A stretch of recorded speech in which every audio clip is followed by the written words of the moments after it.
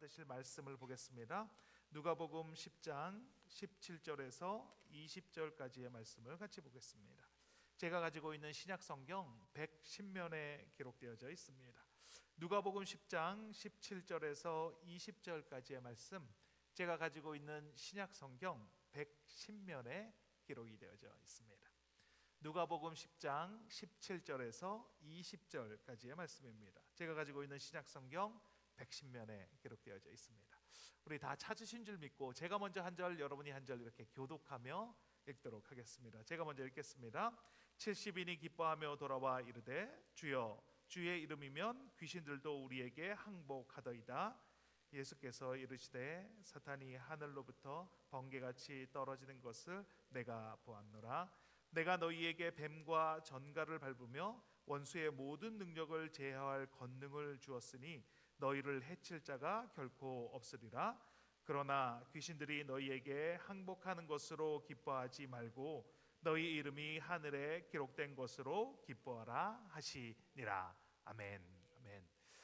오늘의 말씀의 제목은 진정한 기쁨이라는 제목으로 말씀의 은혜를 같이 나누도록 하겠습니다. 어린 시절에 명절이 되면 가족과 친지들이 모여서 즐거운 시간을 보냈던 기억이 납니다. 그때 명절이 아주 기다려졌습니다.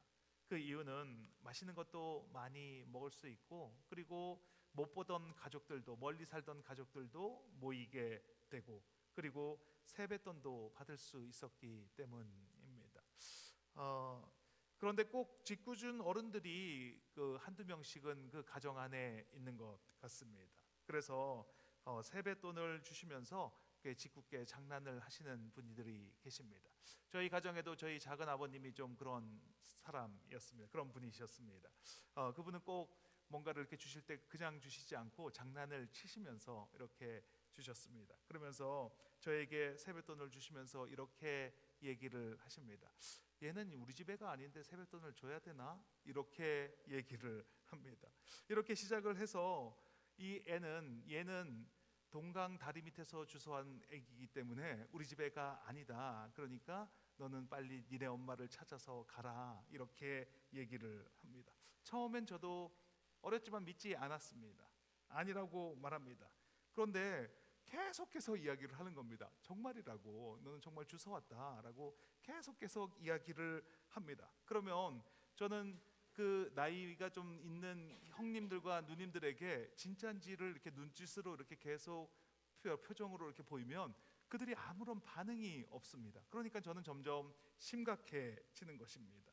그래서 한 번은 진짜 엄마를 찾아간다라고 하고 울면서 엄마를 찾아 나선 적이 있습니다. 대문 밖을 열고 신을 신고 엄마를 찾아서 막 가니까 뒤에서 저희 진짜 어머님이 쫓아오시면서 아이고 이 바보야 그거를 왜 믿니? 막 이렇게 얘기를 하시면서 저를 꼭 안아주셨던 기억이 납니다. 제 기억으로는 그렇게 엄마가 안아준 이후로 더 이상 그 말에 속지 않았습니다. 어른들이 저를 계속 놀리는 상황이 반복이 되었지만, 그런데 정말인가 아닌가 이렇게 긴가민가 하는 그런 경계에서 항상 그것을 이기게 하는 것은 엄마가 나를 쫓아와서 나를 안아주었던 그 기억 때문입니다. 상황이 바뀐 것이 없습니다. 호적을 제가 가서 확인한 것도 아니고 논리적으로 생각할 수 있는 능력이 갑자기 생긴 것도 아닙니다. 모든 것이 다 똑같습니다. 그런데 바뀐 것이 있다면 이제는 더 이상 그 어른들의 놀림에 속임에 속지 않는 것입니다. 그 이유는 내 안에서부터 믿어지는 믿음이 있으니까. 엄마가 내 엄마이고 내가 이 집의 아들이라는 것이 믿어지니까, 그러니까 더 이상 갈등하지 않습니다. 놀려도 신경 쓰지 않습니다. 생각해 볼 가치도 없는 것이라고 내 마음에서 결론을 내렸습니다. 그러니까 그러고 난 이후부터는 어른들도 놀리지 않는 것을 보게 됩니다. 왜냐하면 이제는 재미가 없으니까. 그러니까 그 다음부터 놀리지도 않습니다. 복음이라는 단어는 신약의 헬라어로 유앙겔리온이라는 단어를 사용을 합니다. 이 단어의 뜻은 즐겁다, 기쁘다, 희락이 넘친다, 뭐 이런 뜻을 가지고 있습니다. 전쟁에 나갔던 병사가 승리의 소식을 가지고 돌아오는 기쁨을 이야기할 때 유앙겔리온이라는 단어를 사용을 합니다. 몸은 힘들고 숨은 차지만 몸속에서, 그 마음속에서 억제할 수 없는 기쁨이 계속 솟아올라옵니다. 그러니까 숨이 턱턱 막히는데도 멈출 수가 없습니다. 이 소식을 빨리 전하고 싶어서 그 자리에 멈출 수가 없습니다. 그러니까 힘이 드는데도 계속 달려가게 되는 것, 이것이 바로 유앙겔리온이라는 것입니다. 제가 명절이 기쁠 수 있는 이유는 세뱃돈을 받아서가 아닙니다. 맛있는 것을 많이 먹어서 가족들을 만날 수 있어서이기도 하지만, 그 모든 것이 기쁠 수 있는 것은 내가 그 집 아들이라는 것이 확실하니까, 그 엄마가 우리 엄마라는 것이 확실하니까, 그러니까 그 외에 있는 것들이 기쁠 수가 있는 것입니다. 만약에 엄마가 진짜 엄마가 맞나, 내가 진짜 이 집 아들이 맞나, 이것이 아직 흔들린다면, 그 경계선에 서 있다면, 그렇다면 그 어떤 것을 가지고 와도 내가 기쁨을 누릴 수가 없다라는 것입니다. 어떻게 그 기쁨을 누릴 수가 있겠습니까? 오늘 본문에서 예수님께서 이렇게 말씀하십니다. 누가복음 10장 20절 말씀입니다. 같이 한번 읽겠습니다. 그러나 귀신들이 너희에게 항복하는 것으로 기뻐하지 말고 너희 이름이 하늘에 기록된 것으로 기뻐하라 하시니라. 예수님의 이름으로 귀신을 항복하게 했습니다. 예전에는 할 수 없었던 일이었는데 정말 놀라운 일들이 벌어졌습니다. 예수님의 이름의 능력을 사용하는 것이 무엇인지 알게 되었습니다. 그것을 확인하는 순간 얼마나 기뻤겠습니까? 하늘을 날아가는 그런 기쁨이 분명히 있었을 것입니다. 그러니까 흥분하면서 예수님께 돌아와서 그 기쁨을 가지고 돌아와서 예수님께 말하는 거 아닙니까? 우리가 예수님의 이름으로 귀신을 쫓아냈습니다 라고 그렇게 이야기를 합니다. 그래서 기쁩니다. 내가 무엇이 된 것 같고 못할 일이 없을 것 같은 그런 기쁨이 가득합니다. 그런데 예수님은 그게 아니라 너의 이름이 하늘에 기록된 것으로 기뻐하라, 이렇게 말씀을 하십니다. 기뻐해야 할 이유가 다시 하나님의 자녀가 되었음을 기뻐해야 한다, 하나님과 관계가 회복된 것을 기뻐해야 한다라고 말씀하고 있는 것입니다. 명절에 세뱃돈을 받는 것보다, 맛있는 음식을 먹는 것보다 더 중요한 것은 내가 진짜 이 집 아들이 맞는가, 나의 진짜 엄마가 맞는가, 그것을 알아야 그 다음에 모든 기쁨을 누릴 수 있다라는 말입니다. 우리가 회복되어야 할 기쁨은 자녀됨의 기쁨입니다. 하나님이 나의 아버지가 되십니다. 하나님과 온전한 관계가 회복되었습니다. 그 믿음이 내 안에서부터 올라와야, 그래야 정말 기쁨을 누릴 수가 있다는 것입니다. 하나님의 자녀가 된 것이 믿어져야만 이 세상 가운데 살아가고 있지만 그 하나님의 나라에서 구별된 삶을 살아갈 수가 있다라는 것입니다. 이것이 믿어질 때 다른 모든 것을 누리며 살아갈 수 있는 것입니다. 이것이 믿어질 때 이 세상의 형편과 나의 지금 상황과 상관없이 진정한 기쁨을 누리며 살아갈 수 있다라는 말입니다. 오늘 여러분과 함께 이 기쁨을 누리기를 원합니다. 나의 조건과 상관없이, 지금의 내 형편과 상관없이 어디를 가든 어느 곳에 있든지 이 기쁨을 누리며 살아가길 바랍니다.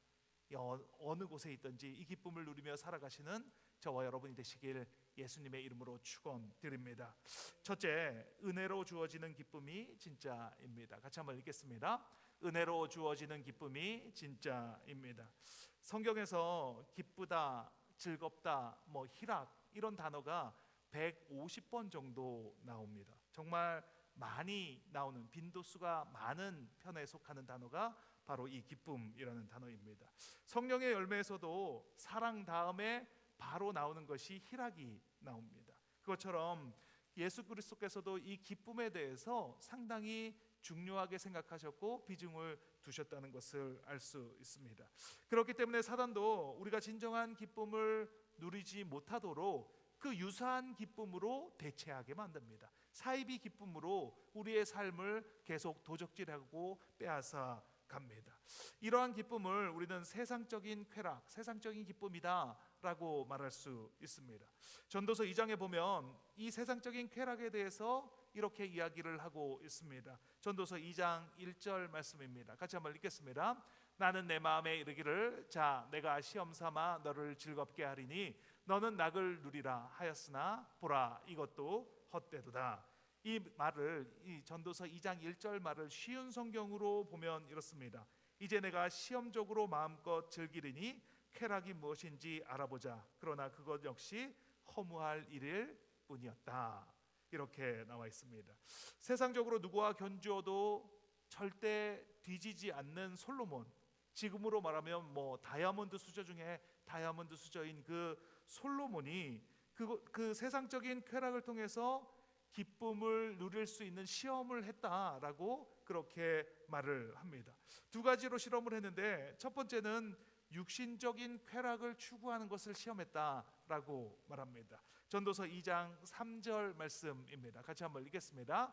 내가 내 마음으로 깊이 생각하기를 내가 어떻게 하여야 내 마음을 지혜로 다스리면서 술로 내 육신을 즐겁게 할까.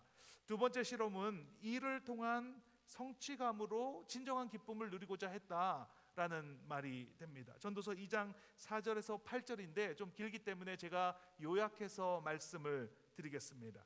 나의 사업을 크게 하였고 집 짓고 포도원과 동산과 과원을 만들어서 과목을 많이 심고 남녀노비를 사기도 하고 많은 소와 양떼를 가졌고 음궁과 보배를 쌓아놓고 노래하는 남녀들과 처첩을 많이 두었다. 이렇게 말을 합니다.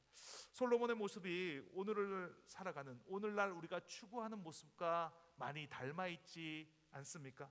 넓은 집과 돈을 많이 벌고 사람들에게 인정받기 위해서 사업을 더 확장하기 위해서 밤낮 없이 일하고 그 성취감을 통해서 기쁨을 얻으려고 하는 그 모습이 너무나 닮아 있다라는 생각을 하게 됩니다.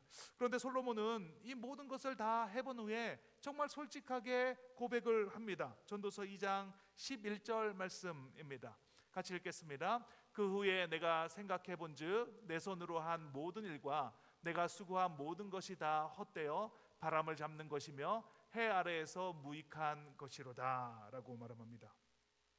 내 힘으로 무엇을 해보려고 하는 곳에서는 진정한 기쁨을 찾을 수가 없었습니다. 아무리 솔로몬이라고 해도 수고하고 얻어지는 그 기쁨으로는 잠시의 기쁨을 누릴 뿐 그 기쁨이 오래가지 못한다라는 말입니다. 오늘 본문에서 예수님께서 70명을 따로 세우셔서 2명씩 짝을 지어서 전도를 보내셨습니다. 어느 마을로 가서 영접하면 영접하는 자들에게 병을 고치고 하나님 나라가 임했다라고 선포하라고 말하셨습니다. 그런데 영접하지 않으면 발에 묻은 먼지도 털어버리고 그리고 그것을 떠나라라고 말씀하셨습니다. 70명이 전도를 마치고 돌아왔습니다. 그런데 그냥 돌아온 것이 아니라 정말 기쁨을 가지고 돌아왔습니다. 그러면서 하는 말이 주의 이름이면 귀신들도 우리에게 항복하더이다 라고 이렇게 흥분하면서 말을 합니다. 이 전도 나갔던 70명의 기쁨의 원인은 그 근본은 무엇입니까? 주의 이름을 부를 때 귀신들도 항복하는 것을 체험한 그런 기쁨입니다. 놀라운 복음의 역사를 경험한 그런 기쁨입니다. 예수님도 그것을 알고 계셨습니다. 그래서 이렇게 말씀하십니다. 사탄이 하늘로부터 번개같이 떨어지는 것을 내가 보았다. 이렇게 말씀을 하십니다. 그러면서 말씀하십니다. 내가 너희에게 뱀과 전갈을 밟으며 원수의 모든 능력을 제어할 권능을 주었노니 너희를 해칠 자가 결코 없으리라 라고 말씀하십니다. 기뻐할 이유가 충분합니다. 예수님께서 능력을 주셨고 그 능력으로 귀신을 쫓아냈습니다. 사단의 능력을 제어할 수 있습니다. 그리고 이런 능력을 가진 우리를 해칠 자가 결코 없다라고 말씀을 하십니다. 제자들이 정말로 기쁘지 않았겠습니까? 이 기쁨의 시작이 세상으로부터 시작된 것도 아닙니다. 예수님이 주시는 능력으로 복음을 전하는 일에 쓰임을 받았습니다. 그렇다면 이 기쁨이 정말로 진정한 기쁨이 아니겠습니까? 그런데 예수님은 이 기쁨은 너무나 당연한 결과다, 이렇게 말씀을 하십니다. 진정한 기쁨은 당연한 것이 아니라 은혜로부터 주어지는 것이다 라고 말씀을 합니다. 진정한 기쁨은 감당할 수 없는 기쁨, 그 은혜로부터 주어지는 그 기쁨이 진짜다, 이렇게 말씀을 하시는 것입니다. 예수님은 귀신이 항복하는 것으로 기뻐하지 말라고 말씀하십니다. 그것이 중요한 것이 아니라 너희 이름이 하늘에 기록된 것으로 기뻐하라, 이렇게 말씀하십니다. 내 이름으로 귀신을 쫓으면 귀신이 항복하는 것은 당연한 것이다. 이것은 너무나 당연한 일이다. 내 이름으로 병든 자에게 손을 얹으면 그 병이 낫는 것은 당연한 것이다. 그 엄청난 일들이 벌어진다고 해도 그것으로 기뻐하지 말라. 그것은 당연한 것이다. 그런 것으로 기뻐하지 말고 은혜로 주어지는 기쁨. 우리가 하나님의 근처도 갈 수 없는 죄인이었는데 예수 그리스도께서 이 땅 가운데 오심으로 말미암아 우리의 죄와 그 모든 것을 짊어지고 물과 피를 다 쏟으시고 죽으심으로 말미암아 우리가 하나님께 나아갈 수 있는 그 기쁨, 하나님께 나아갈 수 있는 존재가 회복되었다는 그 기쁨, 그 은혜로 주어지는 그 기쁨을 기뻐하라 라고 말씀하고 있는 것입니다. LA에서 사역하고 있을 때 있었던 일입니다. 교회에서 아이들을 위해서 부활절 행사를 준비했습니다. 금요일 밤에 아이들이 교회에서 함께 락긴을 하고 이렇게 함께 모여서 잠을 자고 토요일에 너치베리팜이라는 놀이동산으로 아이들과 선생님들이 함께 이렇게 놀러 가는 계획을 세웠습니다. 그런데 제 딸이 갑자기 학교에서 대회에 참석을 하게 된 것입니다. 금요일과 토요일 오전에 행사를 참석하지 못하게 되었습니다. 아이가 학교 대회에 참석하지 않고 교회 프로그램에 같이 참석하고 싶다고 많이 울었습니다. 금요일 당일에는 친구들이 교회에 남아서 준비하는 모습을 보고 난 후에, 금요 예배를 드리고 난 후에 또 엄마와 함께 집으로 가서 다음날 행사 준비를 해야 했던 제 딸은 차에 가면서도 많이 울었습니다. 집에 가서도 서러워하며 엄마는 내 마음을 모른다고 계속 흐느껴 울었습니다. 잘 타일러서 재우고 다음날 학교 행사를 잘 마쳤습니다. 그리고 제 딸아이가 말하는 것을 엄마에게 말하는 것을 듣게 되었습니다. 엄마, 사실 제가 어저께 예수님이 돌아가신 날인데 내가 교회에서 자고 싶다고 고집을 피우고 울었잖아요. 그런데 한 가지 깨달은 것이 있어요. 집에 오자마자 성경을 보고 기도하는데 내 마음에서 이런 생각이 들었어요.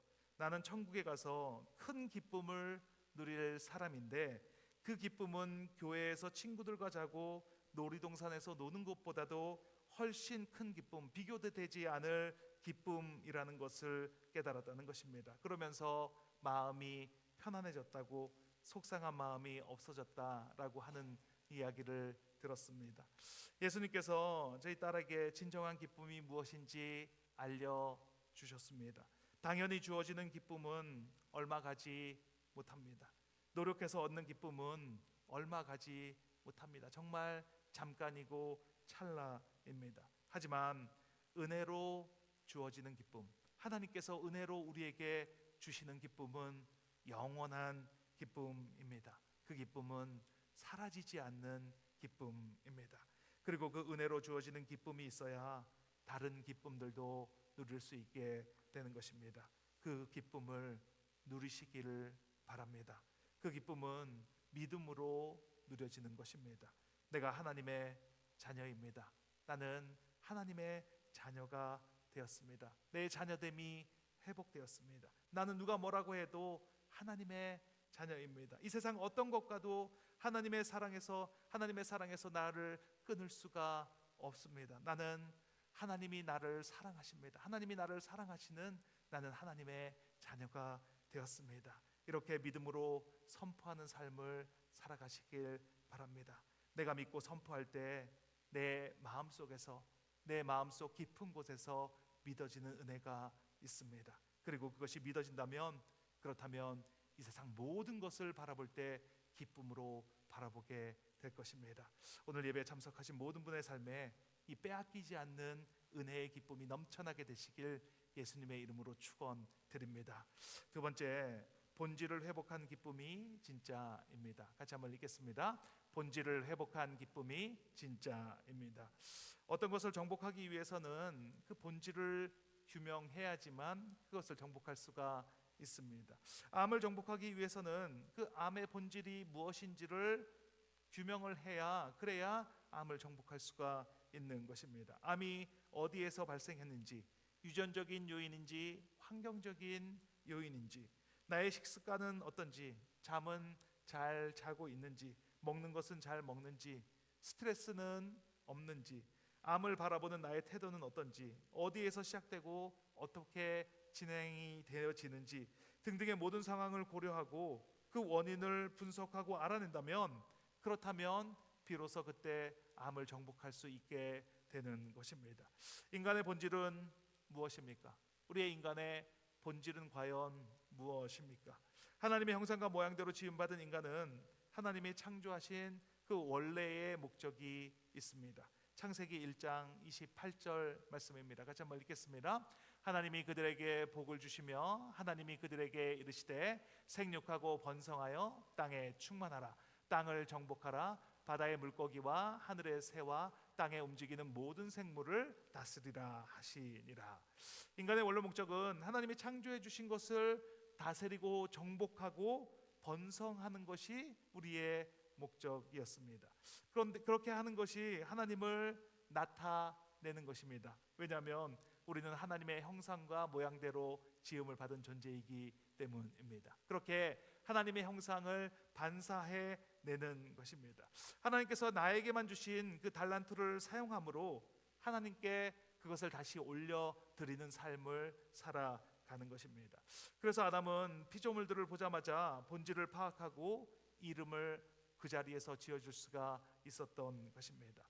하지만 범죄하고 타락한 인간이 하나님과의 관계가 단절이 되고 원래 창조하신 목적인 그 본질을 잊어버리게 되었습니다. 기쁨도 마찬가지입니다. 기쁨의 본질이 무엇인지 그것을 규명을 해야 진정한 기쁨을 누릴 수가 있다라는 말입니다. 우리의 기쁨은 어디에서 오는 것입니까? 주변을 살펴보면 인생이 즐거우신 분들이 있습니다. 정말 아무런 그런 즐거울 거리가 없다라고 생각하는데 정말 즐거우신 분들이 있습니다. 그래서 제가 예전에 궁금해서 그런 분들에게 물어본 적이 있습니다. 왜 그렇게 기쁘십니까? 그 기쁨의 근원이, 그 기쁨의 원인은 무엇입니까? 이렇게 물었더니 그분들이 다 하나같이 대답하는 대답이 있습니다. 그것은 제가 기쁜 이유는 당연히 하나님이죠. 하나님 때문에 저는 정말 기쁩니다. 이렇게 대답하는 것을 보게 되었습니다. 그 기쁨이 어디서 오는 것이죠? 이렇게 물었더니 한 자매는 이렇게 대답했습니다. 제가 예수님을 모를 때는 정말 걱정이 많은 사람이었습니다. 남들과 비교하고 더 잘 돼야 된다라고 생각하며 살았는데 이제는 예수님을 만나니까 그런 비교하는 것이 사라지게 되었습니다. 그래서 제 인생이 너무나 기쁩니다. 이렇게 대답하는 자매를 보았습니다. 기쁨을 주시는 분은 누구입니까? 당연히 하나님이십니다. 하나님이 나의 아버지가 되신다면 세상은 있는 그대로 완전합니다. 인간의 기쁨이 없는 이유는 불안하기 때문입니다. 걱정되고 염려가 되기 때문입니다.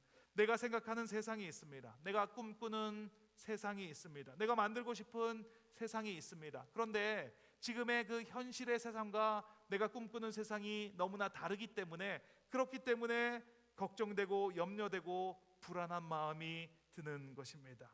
그렇기 때문에 우리가 스트레스를 받으면서 살아가고 있는 것입니다. 그런데 세상의 모든 것이 있는 그대로 보여지는 그 그대로가 완전하다면, 내가 꿈꾸는 세상과 이 세상이 완전히 일치한다면, 그렇다면 안 기쁠 이유가 뭐가 있겠습니까?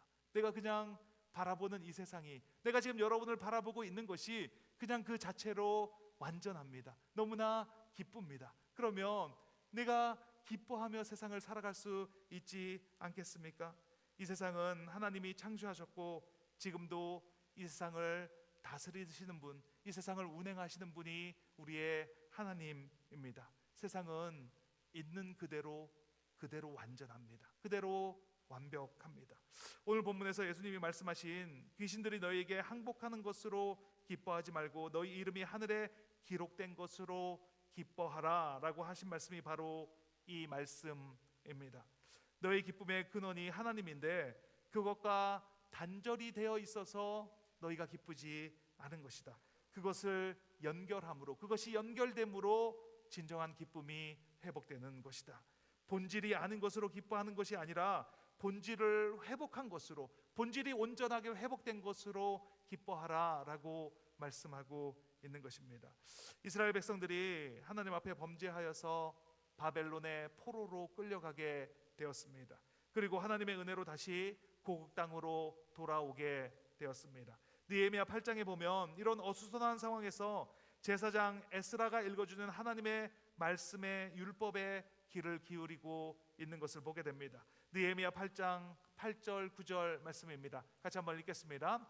하나님의 율법책을 낭독하고 그 뜻을 해석하여 백성에게 그 낭독하는 것을 다 깨닫게 하니 백성이 율법의 말씀을 듣고 다 우는지라.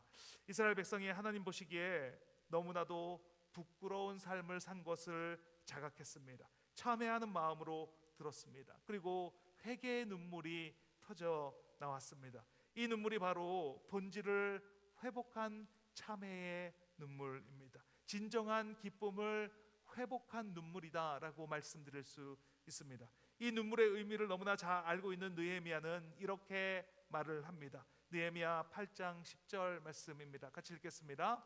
너희는 가서 살찐 것을 먹고 단 것을 마시되 준비하지 못한 자에게는 나누어 주라.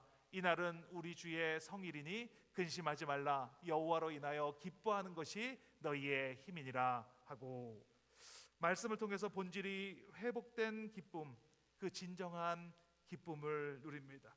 깊은 기도를 통해서 하나님과 함께하는 것이 경험되어진다면 세상의 그 어떤 것도 대체할 수 없는 기쁨이 몰려오는 것을 경험하게 됩니다. 그 이유는 그 기쁨의 근원이 하나님이시기 때문입니다. 지금의 삶에서 기쁨이 차지하는 비중은 얼마나 되십니까? 혹시 다른 사람들의 눈을 의식해서 억지로 웃으며 기쁘지 않은데도 웃음을 지으면서 살아가고 있지는 않습니까? 기쁨의 근원은 무엇입니까? 우리 기쁨의 근원은 하나님의 은혜입니다. 우리를 위해서 그 독생자를 이 땅 가운데 보내주신 그 하나님의 은혜가 우리의 기쁨의 근원입니다. 하나님께서 주시는 것이야말로 진정한 기쁨이다라고 말할 수 있습니다. 그리고 그 본질이 무엇인지 알고 그 기쁨을 회복할 때 우리가 온전한 기쁨을 회복하는 삶을 살아가게 됩니다. 오늘 이 말씀을 통해서 진정한 기쁨을 회복하시는 저와 여러분이 되시길 예수님의 이름으로 축원드립니다. 같이 기도하는 시간을 갖겠습니다. 하나님 감사합니다.